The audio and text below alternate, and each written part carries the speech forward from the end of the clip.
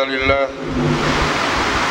نحمده ونستعينه ونستغفره ونعوذ بالله من شرور أنفسنا ومن سيئات أعمالنا إنه من يهده الله فلا مضل له ومن يضلل فلا هادي له وأشهد أن لا إله إلا الله وحده لا شريك له وأشهد أن محمدًا عبده ورسوله وصفيه من خلقه وخليله ونشهد أنه بلغ الرسالة وأدى الأمانة ونصح الأمة ومحى الظلم وجاهد في الله حق جهاده وصلوات ربي وسلامه عليه وعلى آله وصحبه أجمعين.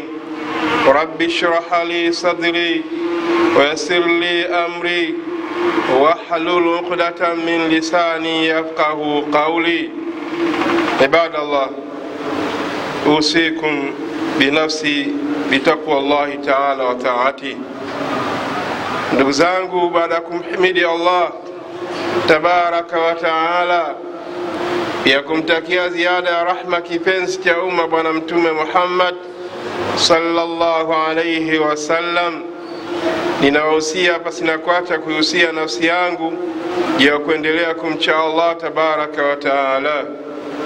Ndugu zangu, tukiwa tupo katika mwezi huu wa mfungo mosi au Shawwal, mwezi ambao huko nyuma katika kipindi cha jahiliya kabla Uislamu waliuona kuwa ni miongoni mwa miezi ambayo yenye nuksi, kiasi kwamba ilikuwa wala hawawezi kuoana ama kuoa ama kupeleka posa katika mwezi huu wa Shawwal. Lakini ulipokuja Uislamu ukawaeleza kwamba mwezi huu si katika miezi hiyo ambayo mnayohesabu miongoni mwa miezi ya nuksi, na kwa sababu hii pamependezeshwa, bali ni bwana mtume mwenyewe sallallahu alaihi wasallam katika mwezi huu ndio mwezi ambao amemuoa mama Aisha radhiyallahu anha. Lakini si hivyo tu, amemuozesha binti yake Fatima kwa Ali ibn Abi Talib kwenye mwezi huu. Ayuha al-ahibba, ayuha al-mu'minun, nakusudia leo kuzungumza hutuba yangu ikiwa na anwani, huyu hapa adui wa ndoa zetu. Ndugu zangu, kipindi cha mwezi wa Shaabani na Rajab, wengi katika vijana ama Waislamu kwa ujumla wao wamekuwa wakiharakisha kufunga ndoa. Lakini maasafi shadidi, hivi ninavyozungumza, kuna ndoa kadhaa zikiwa tayari zimeshavunjika, pamoja na gharama kubwa iliyotumika na wakati wao kama wanaji, lakini pia nyakati za wale ambao waliwashirikisha kwenye ndoa hizo. Kwa bahati mbaya zimekwenda tayari zimevunjika ndoa hizo. Wala nakulu illa inna lillahi wa inna ilaihi rajiun. Sasa ni kipi ambacho kinatokea kwenye ndoa hizi? Ndio leo tunahitaji kuzungumza, na huyo ndio adui wa ndoa zetu. Ndugu zangu watukufu wa Islam, ayuha al-ahibba, ayuha al-mu'minun, tabia na akhlaqi ndiyo kikwazo na adui wa ndoa zetu. Kuanzia uchumba wenyewe ama posa, kama tulivyozoea kuzungumza, ile taratibu yenyewe ya posa mzima wala haipo katika akhlaqi za Kiislamu kabisa. Upelekaji wa barua ama kumtuma mshenga, zile taratibu zenyewe ukiziangalia haziendi kabisa na taratibu za Kiislamu. Hakuna akhlaqi za Kiislamu.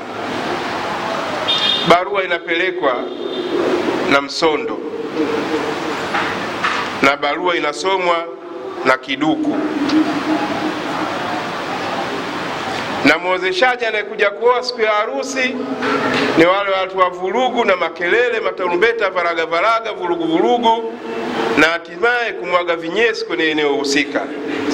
Billahi alaika, ni ndoa gani yenye baraka hapo? Lakini hayo mahali yenyewe pia ukiangalia na kuyadadisi, hata ule utaratibu wenyewe pia unakuta kabisa 100% una nusa harufu ya kwamba hakuna akhlaki za Kiislamu. Mama baba wali anajibu baada ya kumuuliza binti yake anastahiki kumfungisha ndoa, haya mahali yako kiasi gani? Binti kwa ridhaa yake anasema mahali yangu ni 300,000. Lakini majawabu ya baba baada ya kupiga mahesabu yake anaona ya kwamba harusi itakuja kufanyika kwangu kwenye 300,000 ambayo ndo pesa ya anayetaka kuolewa. Mimi sina uwezo wa kusimamia ndoa hii, na badala ya kuridhika na 300,000 aliyotaja muhusika, na badala yake kinaongezwa hapo, utasikia mahari yake binti huyu imekuwa 900,000 au milioni 1 au na kadhalika. Lengo kuu ni nini? Ili apate kwenye hiyo mahari sehemu ya kusimamia hiyo ndoa. Ndugu zangu, kusema ukweli, akhlaki kwenye masala mazima ya ndoa ndiyo adui wa ndoa, na nini mnayajua sana haya.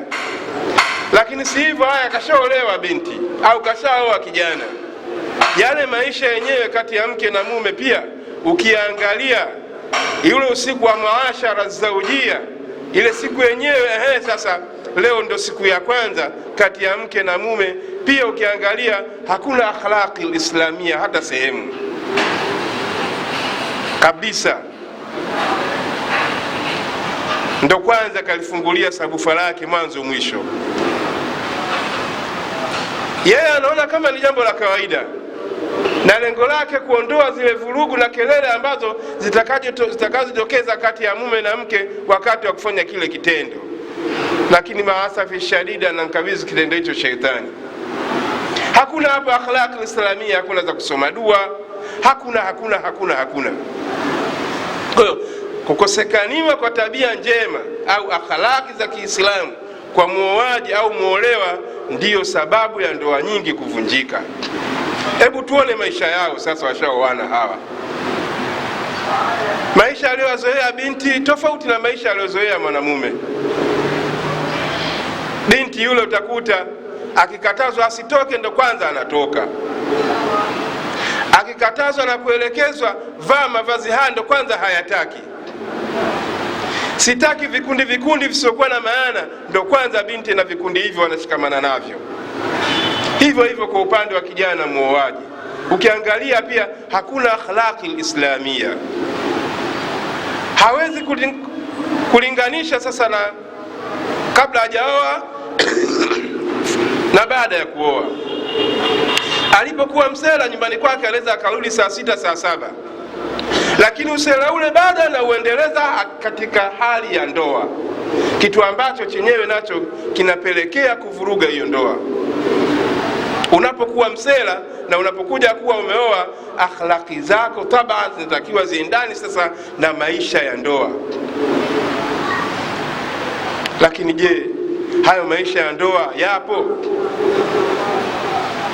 Ndugu zangu watukufu wa Islam, yakulu tabaraka wa taala, arrijalu qawamuna ala nisa, wanaume ndio wasimamizi kwa wanawake. Na usimamizi huu hauji kichwa mchungu kwa kuwa eti wamependelewa wanaume, la.